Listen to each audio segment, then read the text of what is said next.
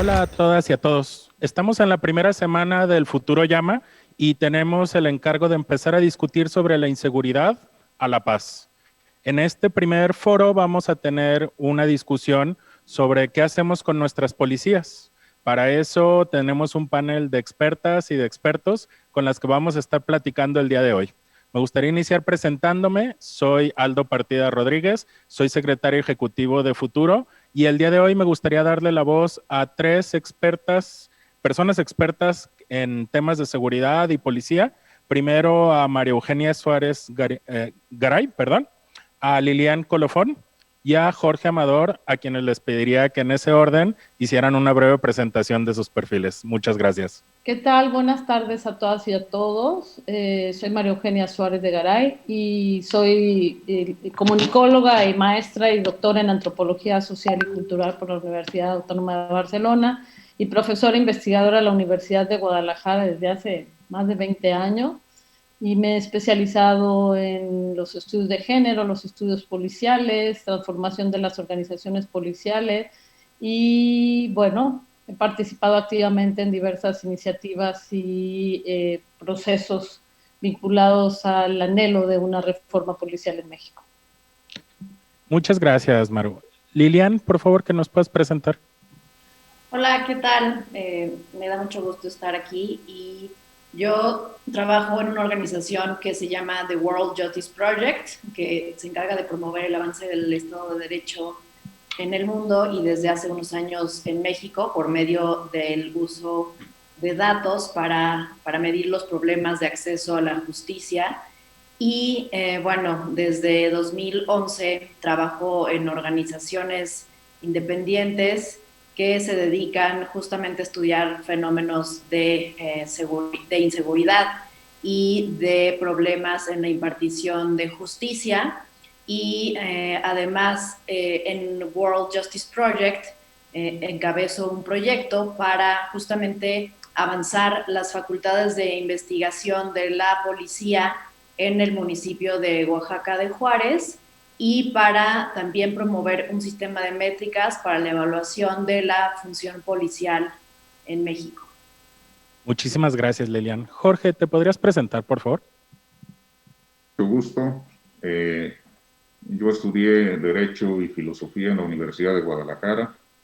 Estudié Ciencias Sociales con especialidad en Sociología en el Colegio de México. He realizado distintas actividades de tipo político y social antes de encargarme de la Policía Municipal de Nezahualcóyotl, donde en 2 periodos no continuos he sido el director. Este sería mi año número 15 en esta función, básicamente. Muchas gracias, mi estimado Jorge. Pues bueno, sin más, vamos empezando ya entrándole al tema. Y la primera pregunta que tenemos planteada para el día de hoy es, ¿por qué no funcionan las policías en México? ¿De qué tamaño es el problema? Y en ese sentido quisiera empezar preguntándole a Jorge, ¿por qué no funcionan las policías? Bueno, yo digo que las policías siempre funcionan. Más bien el problema es en beneficio de quién o de qué. Prácticamente todas las corporaciones o le sirven a camarillas políticas del municipio de que se trate, o le sirven a bandas policiales internas de la corporación, en donde usan recursos públicos y los venden como seguridad privada, y en el peor de los casos le sirven a bandas delictivas y en algunos casos al propio crimen organizado. Es decir, el tema no es que no funcionen, el tema es que no funcionan en beneficio del interés general y del interés público y al servicio de los ciudadanos para mejorar sus condiciones de seguridad y su convivencia pacífica. Ese verdaderamente es el problema. Ahora, muchas gracias, Jorge. Adelante, adelante. No, por favor, continúa. No, está bien. Creo que básicamente el planteamiento mío es eso. O sea, hay que reconstruir a las corporaciones para que funcionen en beneficio de la gente y de acuerdo con lo que la ley establece. Muchas gracias. Lilian, desde tu experiencia, ¿las policías en México funcionan más o menos, funcionan pero no para lo que deberían? ¿Qué nos puedes compartir? Bueno, pues es una pregunta muy amplia y no pretendo yo tener la respuesta precisa y única para tal duda, pero yo creo que además de lo que ya expuso Jorge Amador, sí creo que nos falta mucho por hacer en dos temas. Primero, los incentivos que genera el marco legal de la seguridad pública en México y de la Procuración de Justicia, pues genera justamente que las policías caigan en prácticas como fabricar flagrancias, como fabricar evidencia, y eso es justamente, o sea, yo me estoy refiriendo ya a un tema muy específico que es el de procuración de justicia. Entonces sí tenemos en parte un problema de diseño del marco legal y de las facultades de las policías, pero también,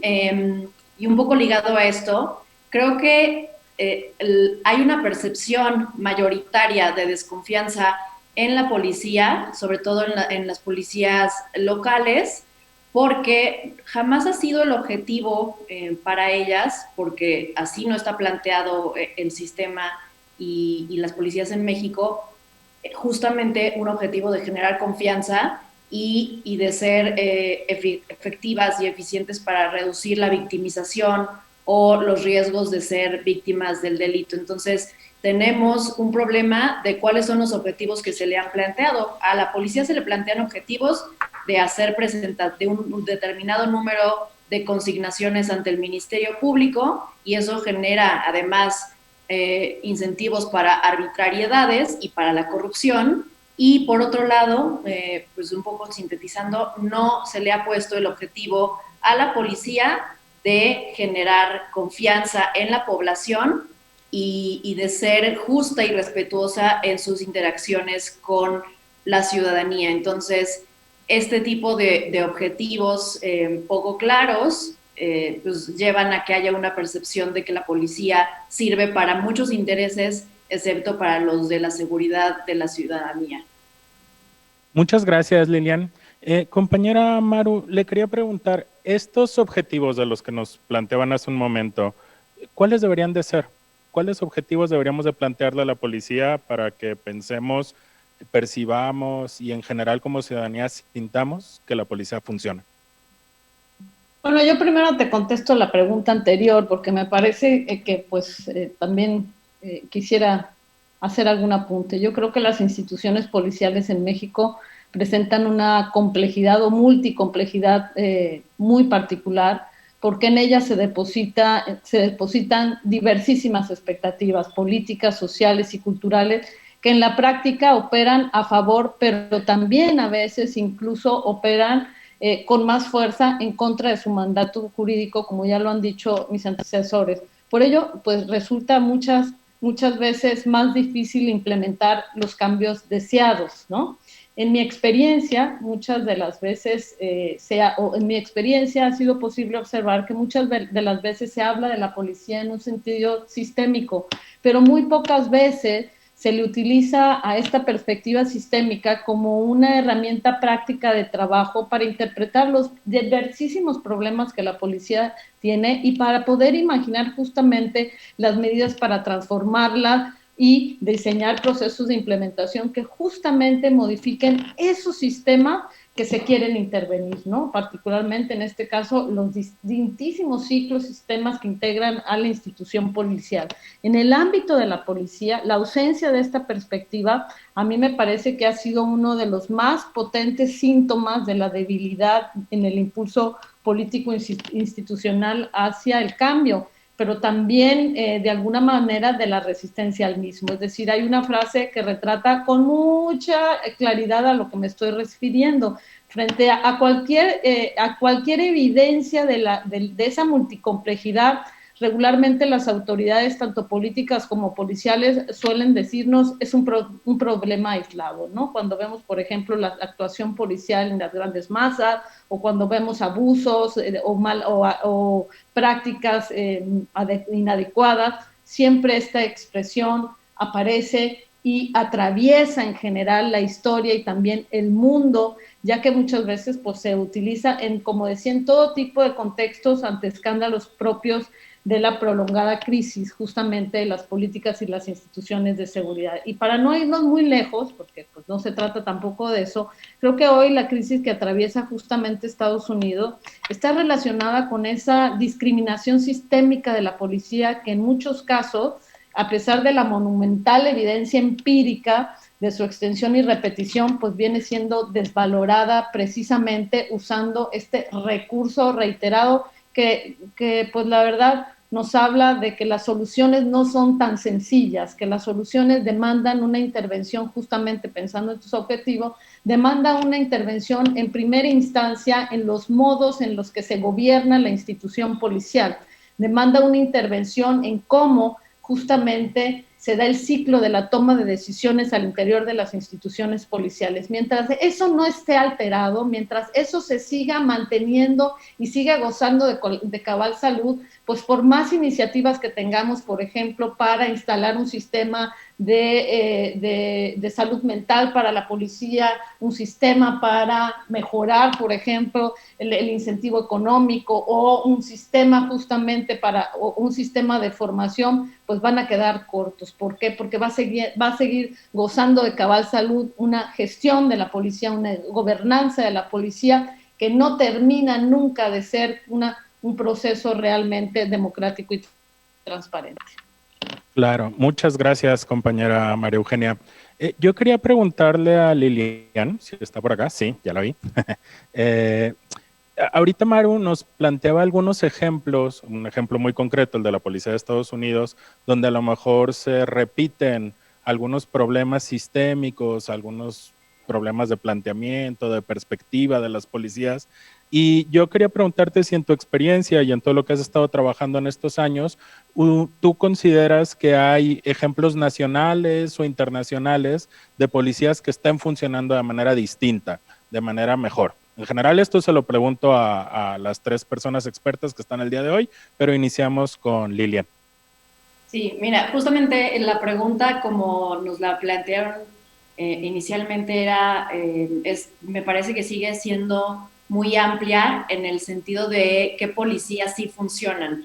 Y creo que es difícil hablar de una policía y en cualquier parte del mundo que haga bien todo. Siempre hay como distintas problemáticas dependiendo de qué policía se hable. Y yo por lo menos con base en los estudios que hacemos y los datos que observamos sobre las percepciones de la ciudadanía, esto con base en encuestas nacionales sobre la percepción ciudadana que se levantan de manera trimestral por parte de INEGI, en la ENSU o anual por parte también de INEGI en ENVIPE, sí podemos observar que hay ciudades que han logrado mejorar sus indicadores de confianza en la policía, esto de lo que hablaba hace unos momentos, y aquí el tema es el gran reto de estudios de la política pública es identificar qué es exactamente lo que está logrando este cambio en el indicador. Yo recuerdo que por 2010, cuando había un problema de inseguridad muy grave en Nuevo León y se diseñó esta policía estatal, fuerza civil, se diseñó específicamente con el fin como de mandar una señal de que había poder o un músculo por parte del Estado para responder al crimen organizado, y entonces se hizo la publicidad de esta policía y el diseño de su imagen y de sus uniformes e incluso de sus intervenciones, como privilegiando el uso de la fuerza de manera obviamente a veces desbordada o ilegal, y se observaba un salto en la confianza en la policía, en las encuestas de percepción. Y por otro lado, esto es un ejemplo de que pues, hay que tener mucho cuidado de a qué le atribuimos o si replicamos absolutamente todo lo que traiga como resultado un incremento en la confianza ciudadana. Pero por otro lado, hemos visto mucho más recientemente en ENSU, ahora sí en mediciones trimestrales, que hay policías como la que además encabeza el profesor Jorge Amador de Ciudad Nezahualcóyotl, Escobedo, Guadalupe, en general la zona metropolitana de Monterrey, la policía de Chihuahua, que han registrado mejoras en este indicador, también debido a distintas prácticas. Ya por supuesto que Jorge es el más indicado para hablar de a lo mejor qué fue lo que ellos creen que generó este cambio, pero se puede hablar mucho del contacto con la ciudadanía con base en sus redes ciudadanas que trabajan desde hace muchos años y con mucha perseverancia directamente con la población. En Guadalupe quizá pueda haber tenido que ver también este tema de cómo se ve la policía y cómo también realiza reuniones vecinales. En fin, hay un sinnúmero, no hay una respuesta única sobre cuál es la mejor policía o dónde sí funciona la policía. Yo diría que hay distintos aspectos de la policía en los que se puede haber mejorado en el tiempo y yo por eso pondría como ejemplo estas policías, sobre todo municipales, y me llama mucho la atención que aunque seguramente tienen otro tipo de retos enfrente y pendientes de mejorar, porque se ven claroscuros en todas las instituciones de policía, pues sí ver qué es lo que hace bien, qué aspecto ha mejorado una u otra policía, en lugar de, entonces va a ser muy difícil encontrar un ejemplo que sea como la respuesta adecuada a toda la solución de los problemas. Muchas gracias, Lilian. Jorge, pues ya empezaron a mencionar el trabajo que tú ya has realizado. Quería saber si nos podías compartir un poquito de las buenas prácticas de esta policía comunitaria que tú has encabezado.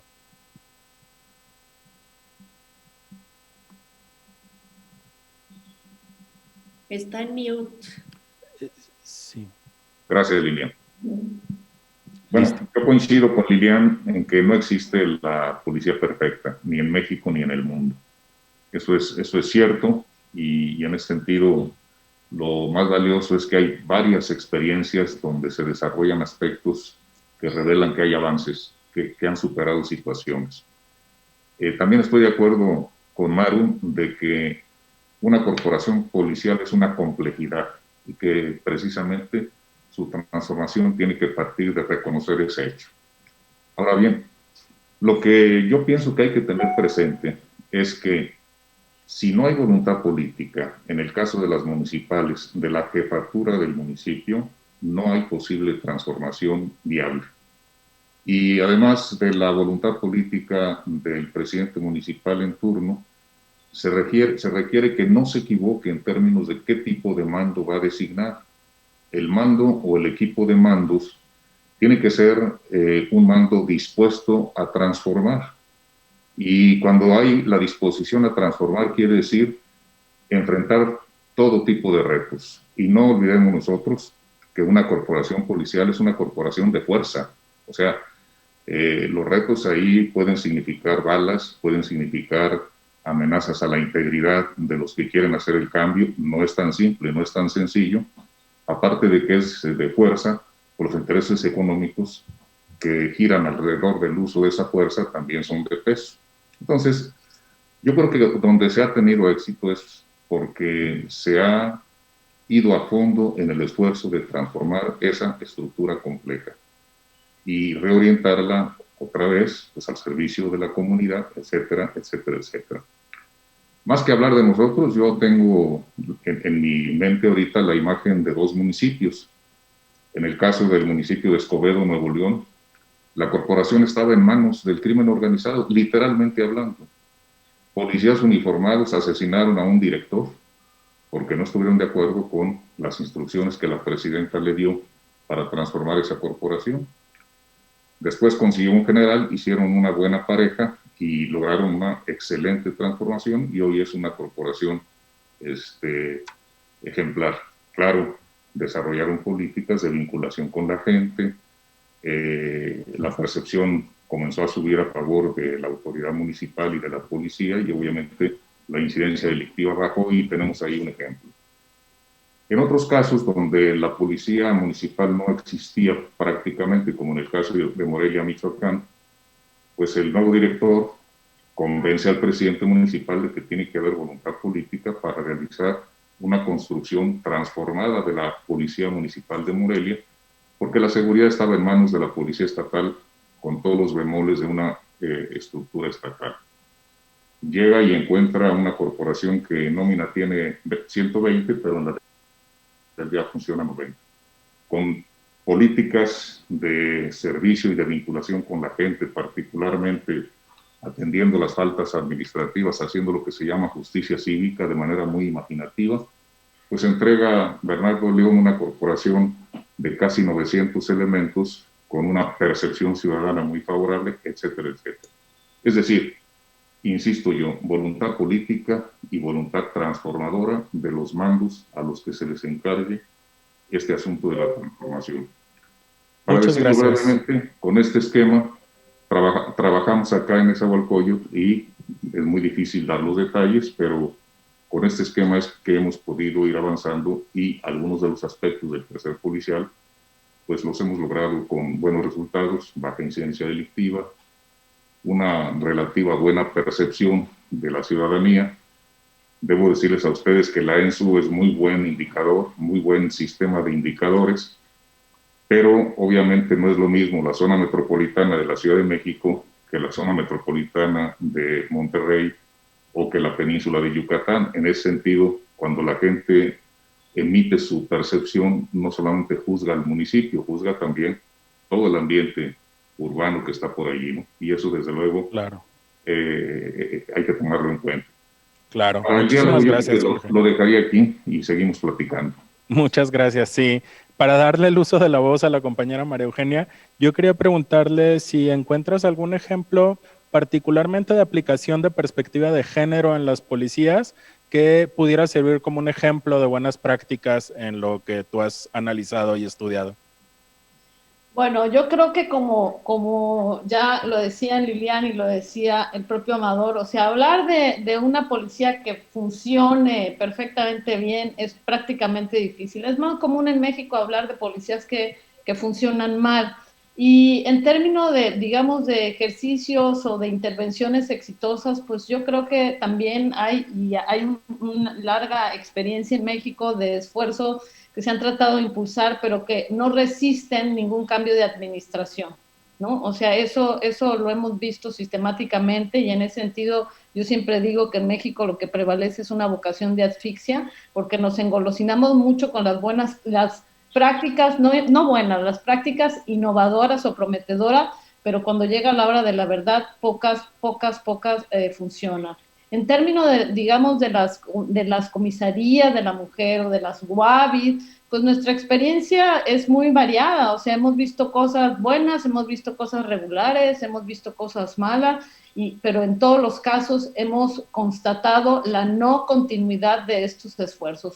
Chihuahua quizás sea el ejemplo más interesante de todos, donde en sus inicios, hace varios años atrás, impulsó de manera muy fuerte la UABI, y pues se ha ido desdibujando con el tiempo, ¿no? Mucho porque no es parte, digamos, de la agenda principal de quienes dirigen hoy las instituciones municipales. En ese sentido, decirte que para que pasen cosas diferentes, pues deben hacerse cosas de manera diferente, pero nada se suele hacer diferente si las personas y las propias instituciones no invierten en construir y sostener el cambio. Es decir, para evitar las frustraciones, los cambios deseados deberían ser diseñados y gestionados de manera tal que merezcan más apoyo que las fuerzas propias de la inercia y la resistencia al cambio. Es decir, ninguna persona o institución está exenta de la repetición de lo aprendido y la resistencia al cambio, aun si cuenta con toda la información para validar la necesidad e incluso la urgencia de hacer modificaciones. Es decir, la repetición de lo que se sabe hacer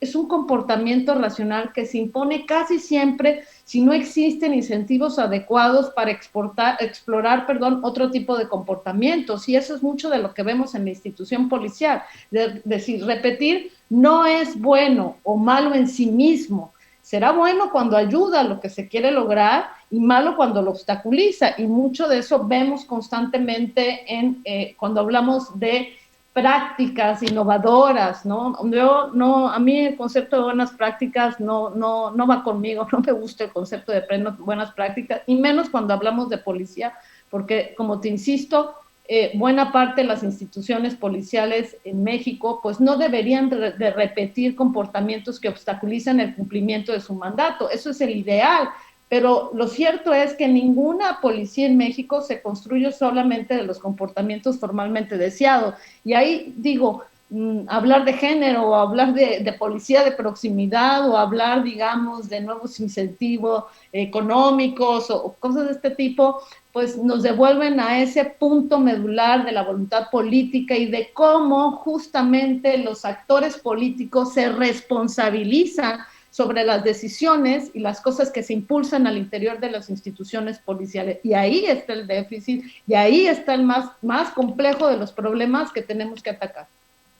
Muchas gracias, Maru. Pues acabas de dar en un punto muy, muy importante que me gustaría que elaboráramos un poquito más. Nos queda tiempo solamente para una pregunta más y me gustaría replantearla un poco frente a las preguntas que habíamos, digamos, revisado antes de iniciar esta sesión.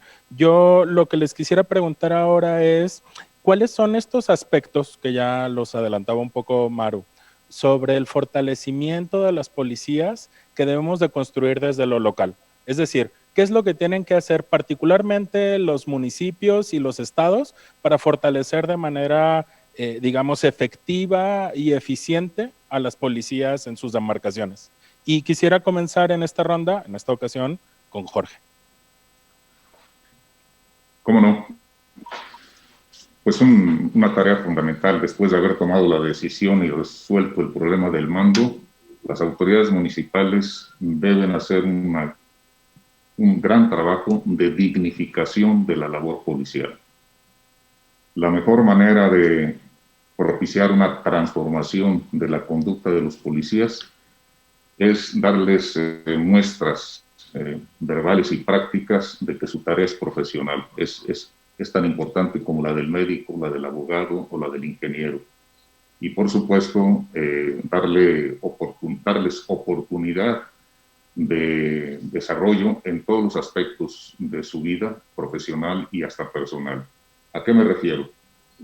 Yo creo que para que no se quede solamente en un dicho, debe procurarse que los policías aspiren a tener en todos los aspectos de su vida personal y profesional un promedio más allá del promedio de la comunidad a la que sirven. Es decir, su salud, que sea una salud en promedio mejor, su condición física, por supuesto, su condición psicológica, su capacidad para interactuar con la comunidad, es decir, su capacidad de ser empáticos, su nivel académico, su nivel cultural. Es decir, hay aspectos que en la pedagogía policial son totalmente descuidados en nuestro país.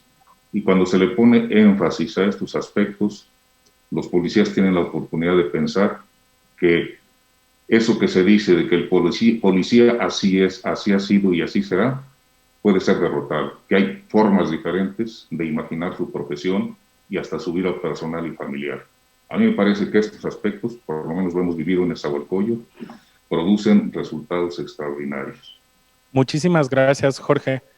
Lilian, ¿nos podrías compartir los elementos que tú crees que pueden funcionar para fortalecer desde lo local a las policías?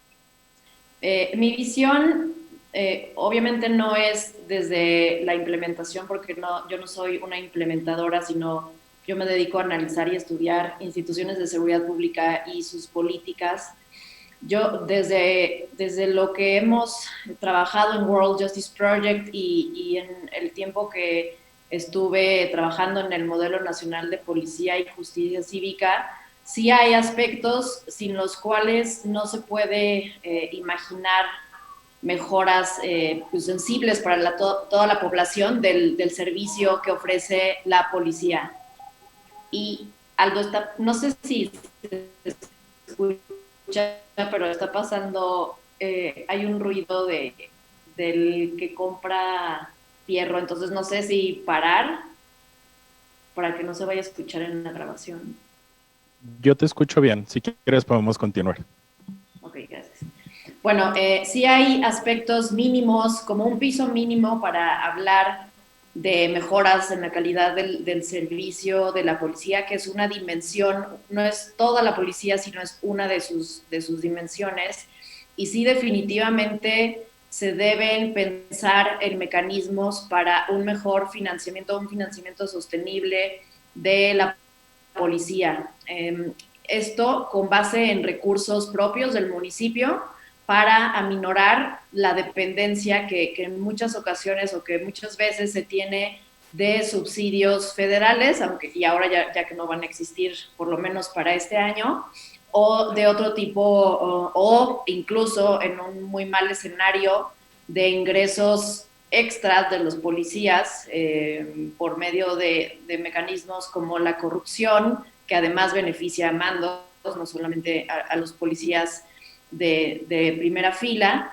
Y yo diría que ese es como uno de los puntos más importantes. Se tiene que dar al servicio público, que es la seguridad, el peso que tiene en el presupuesto. Y esto lleva a que se implementen mecanismos de vigilancia del gasto público por parte de agentes externos, como pueden ser organizaciones civiles, y así ha sido, no sé si sea lo deseable, pero también ha sido así, organizaciones empresariales que apoyan con un sobreimpuesto el presupuesto de las policías y que sirven además como fiscalizadores de cómo se utiliza estos recursos públicos.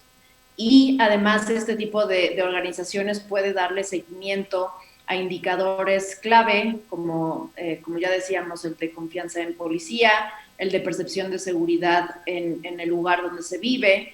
Entonces, pues por nombrar algunos, yo hablaría estos de recursos estables, sostenibles para el financiamiento de las policías y la vigilancia externa.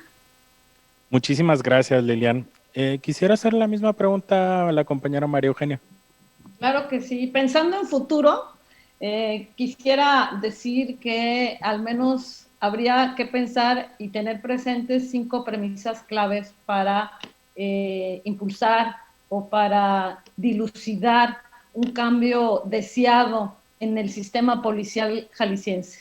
En principio, el liderazgo político, que a mí me parece que compromete en primera instancia a la cabeza misma del Ejecutivo Estatal y evidentemente los ejecutivos municipales en la conducción de la reforma o lo que podría llamarse un cambio, digamos, estructural y de fondo, y a la vez ese liderazgo político tendría la obligación de asegurar el total alineamiento por parte del titular de la Secretaría o de las policías municipales, ¿no?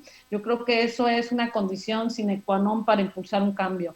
En segundo lugar, el principio, lo que llamaríamos la premisa de autoridad, mediante la cual se dota, digamos, de jerarquía y de la fuerza suficiente al impulso a favor del cambio, por encima de toda fuerza en contra. En tercer lugar, pues la legitimidad, es decir, que cualquier cambio que quisiéramos impulsar o cualquier cambio que estemos tratando de impulsar incluso en este momento en Jalisco, pues implica coproducir el proceso de cambio con la sociedad, algo que a la policía, valga la redundancia, y a la clase la política le cuesta un montón.